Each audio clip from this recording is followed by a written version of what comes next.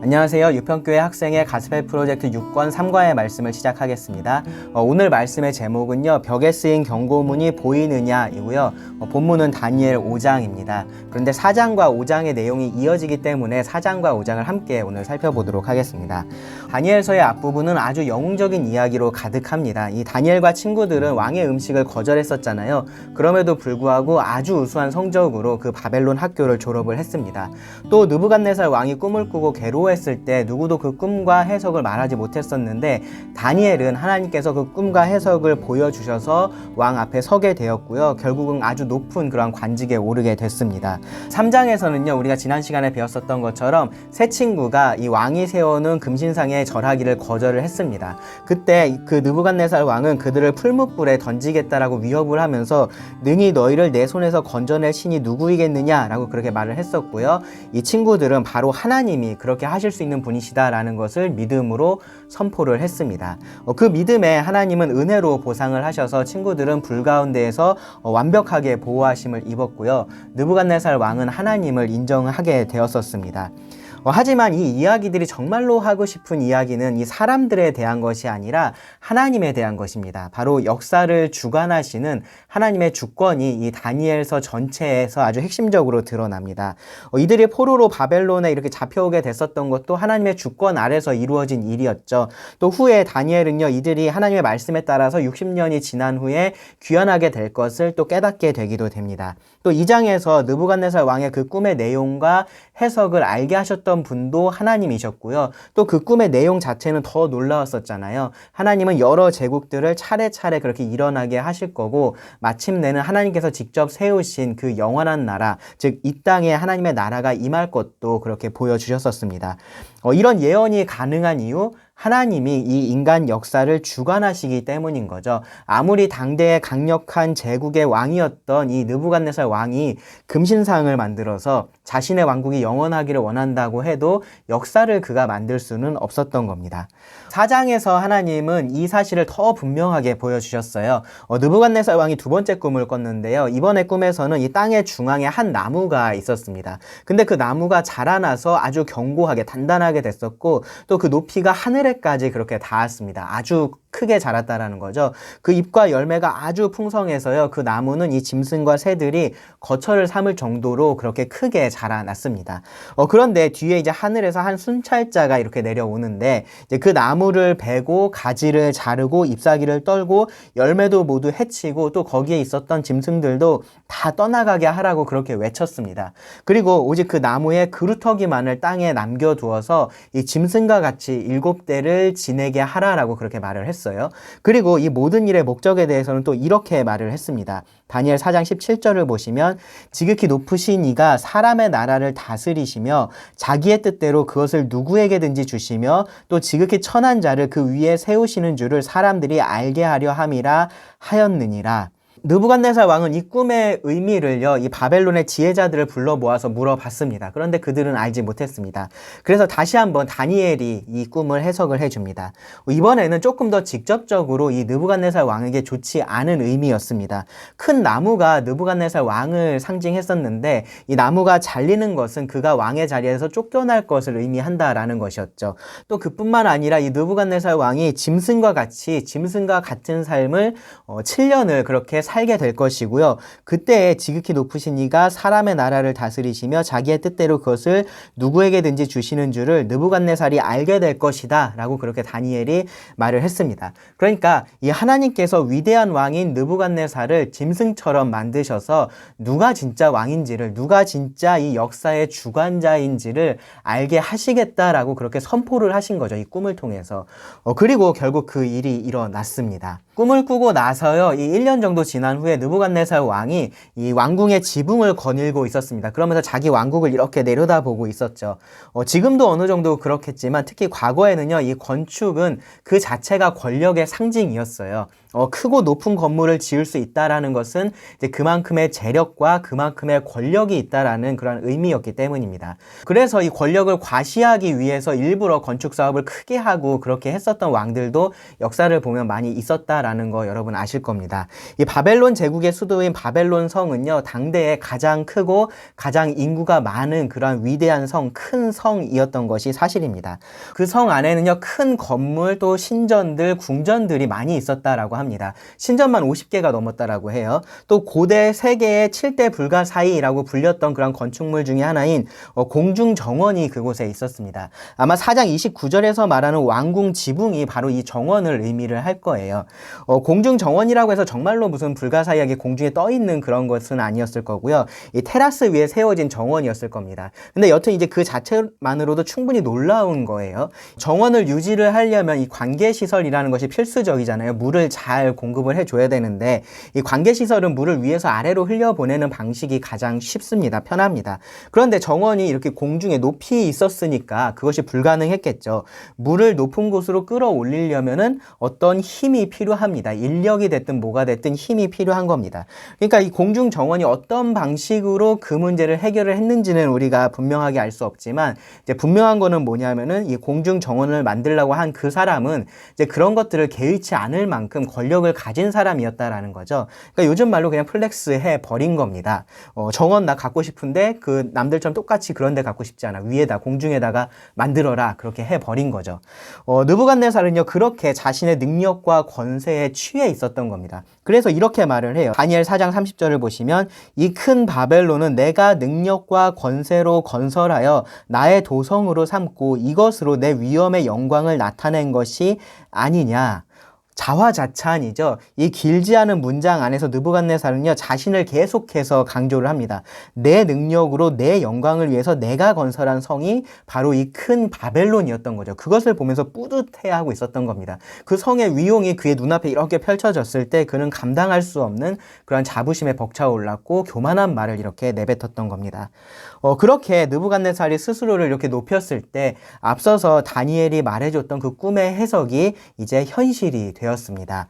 느부갓네살은요, 그때를 이렇게 회상을 했습니다. 4장 33절을 보시면 바로 그때에 이 일이 나 느부갓네살에게 응함으로 내가 사람에게 쫓겨나서 소처럼 풀을 먹으며 몸이 하늘 이슬에 젖고 머리털이 독수리 털과 같이 자랐고 손톱은 새 발톱과 같이 되었더라. 말 그대로 짐승이 되어버린 겁니다. 사람으로 오를 수 있는 가장 높은 자리에 올랐던 그 왕이 사람이 아닌 짐승이 되어버렸습니다. 그렇게 낮아질 대로 낮아진 모습으로 7년이라는 긴 시간을 보내야만 했습니다. 이게 완전히 이성을 상실한 상태로 7년을 계속 있었던 건지 아니면 뭐 병처럼 때때로 이렇게 증상이 나타나서 그렇게 소처럼 지냈었던 건지는 사실 분명하지는 않아요. 그런데 그 삶이 망가졌을 것은 분명하고요. 또 사람들이 그를 비웃었을 것도 아주 분명합니다. 모든 사람에게 칭송을 받던 왕이 그렇게 된 거죠. 그렇게 7년이 되고 나서야 하나님은 그를 본래 상태로 회복할 수 있게 하셨습니다. 그러니까 이제 느부갓네살 왕이 이렇게 고백을 했습니다. 4장 34절 35절을 보시면 그 기한이 참에 나 느부갓네살이 하늘을 우러러 보았더니 내 총명이 다시 내게로 돌아온지라. 이에 내가 지극히 높으신 이에게 감사하며 영생하시는 이를 찬양하고 경배하였나니 그 권세는 영원한 권세요 그 나라는 대대에 이르리로다. 땅의 모든 사람들을 없는 것 같이 여기시며 하늘의 군대에게든지 땅의 사람에게든지 그는 자기 뜻대로 행하시나니 그의 손을 금하든지 혹시 이르기를 네가 무엇을 하느냐고 할 자가 아무도 없도다. 느부갓네살 왕은 진정한 왕이신 이 하나님 앞에 자신은 아무것도 아닌 존재다라는 것을 알게 됐고요. 그래서 하나님을 이렇게 찬양하게 되었던 겁니다. 이것을 깨닫게 하시려고 하나님은 아주 극적인 방법을 그렇게 사용을 하셨던 거죠. 다니엘서는요, 이렇게 역사를 주관하시는 하나님을 강조를 합니다. 아무리 뛰어나고 아무리 강한 왕이라고 해도 하나님께서 그를 낮추고자 하신다면 하루아침에 짐승이 될 수 있는 겁니다. 반대로 하나님께서 높이고자 하신다면 그 반대의 일도 충분히 일어날 수 있다는 것을 우리는 알 수 있습니다. 다니엘과 친구들의 경우가 그랬잖아요. 또 창세기에서 요셉의 경우도 마찬가지였습니다. 다른 어떤 사람이 아니라 아브라함이 선택을 받고 그의 자손이 이 복의 통로가 되었던 것도 마찬가지입니다. 에서가 아니라 야곱이 선택을 받아서 이 복의 계보에 들어갔었던 것도 마찬가지죠. 이세의 다른 아들들이 아니라 다윗이 왕이 되었었던 것도 그렇습니다. 궁극적으로 하나님께서 그들을 주권적으로 선택을 하시고 그들에게 복을 주시고 또 높이기를 원하셨기 때문에 그러한 일들이 가능했었던 거죠. 느부갓네살 왕이 이것을 깨달았습니다. 그래서 그는 자기가 아니라 하나님이 자기 뜻대로 행하신다라고 그렇게 고백을 한 겁니다. 누구도 그것을 막을 수도 없고요. 의문을 제기할 수도 없습니다.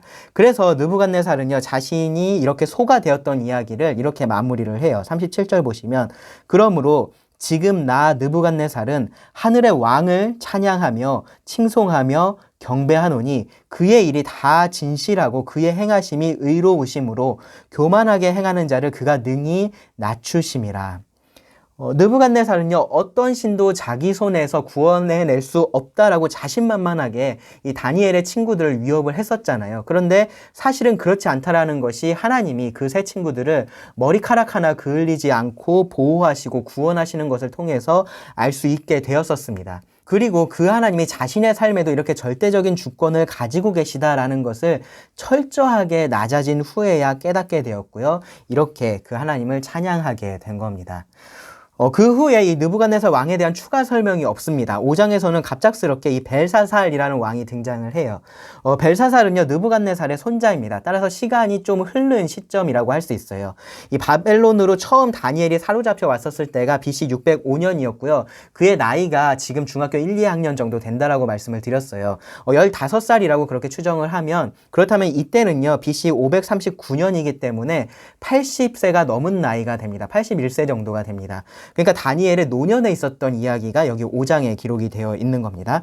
벨사살 왕은요, 귀족들을 모아놓고 잔치를 벌이고 있었습니다. 뭔가 좋은 일이 있는 것 같은 그런 분위기죠. 근데 당시 역사적 배경을 생각해 보면은 그렇진 않아요. 당시 바벨론은 바사, 그러니까 페르시아죠. 페르시아하고 전쟁을 벌이고 있었었고, 사실 전쟁에서 큰 패배를 당해서 좀 밀리고 있었던 그런 상황입니다. 그런데 이 바벨론은요, 앞서서 말씀드렸었던 것처럼 그 아주 견고한 성이었었잖아요.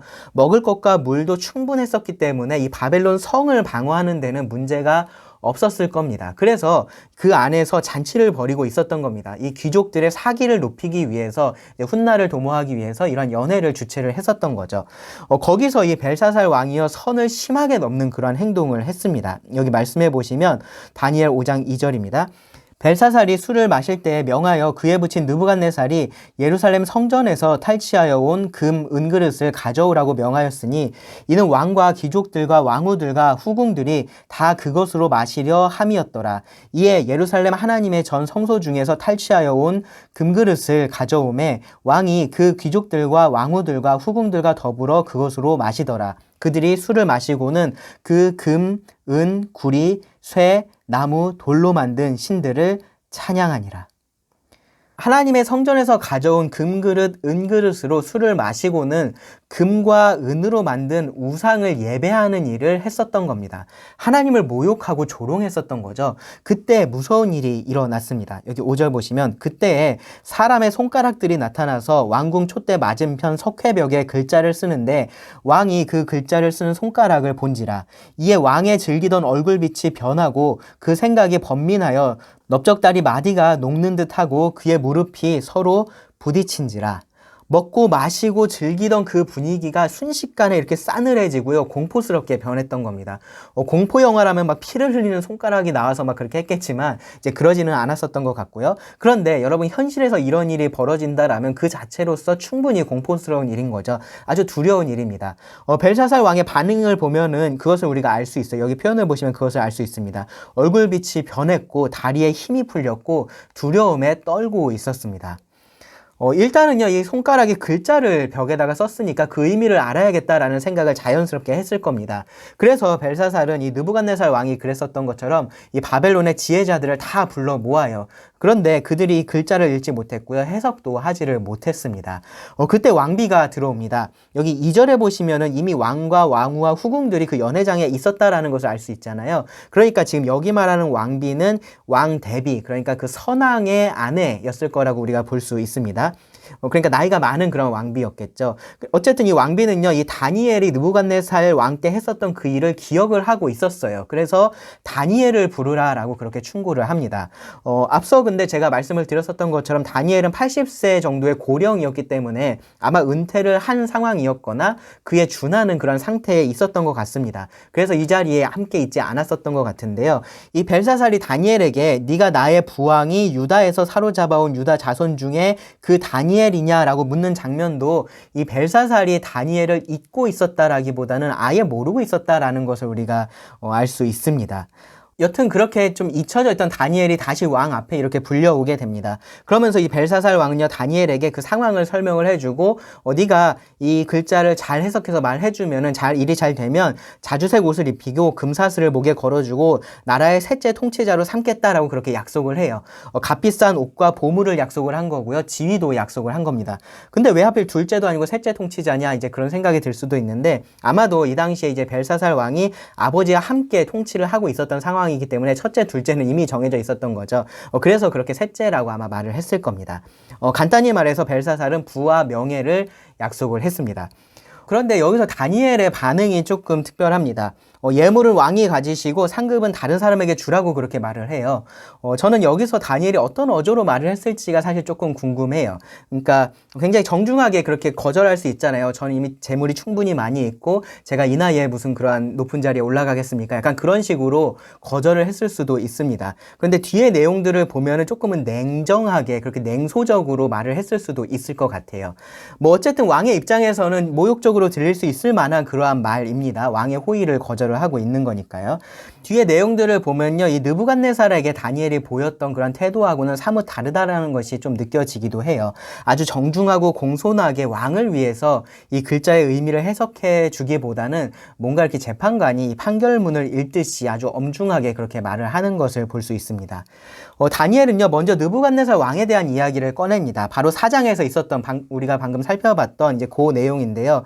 그 사건이 주는 교훈은 분명했고 벨사살도 그 사건을 모를 리가 없었습니다. 그래서 다니엘이 이렇게 말을 해요. 5장 22절을 보면 벨사살이여, 왕은 그의 아들이 되어서 이것을 다 알고도 아직도 마음을 낮추지 아니하고 도리어 자신을 하늘의 주제보다 높이며 그의 성전 그릇을 왕 앞으로 가져다가 왕과 귀족들과 왕후들과 후궁들이 다 그것으로 술을 마시고 왕이 또 보지도 듣지도 알지도 못하는 금, 은, 구리, 새와 나무, 돌로 만든 신상들을 찬양하고 도리어 왕의 호흡을 주장하시고 왕의 모든 길을 작정하시는 하나님께는 영광을 돌리지 아니한지라. 하나님이 어떤 분이신지가 느부갓네살을 통해서 분명하게 드러났었고요. 벨사살은 그것을 다 알면서도 이렇게 하나님을 모욕하고 조롱을 했다라고 지금 말을 하고 있는 겁니다.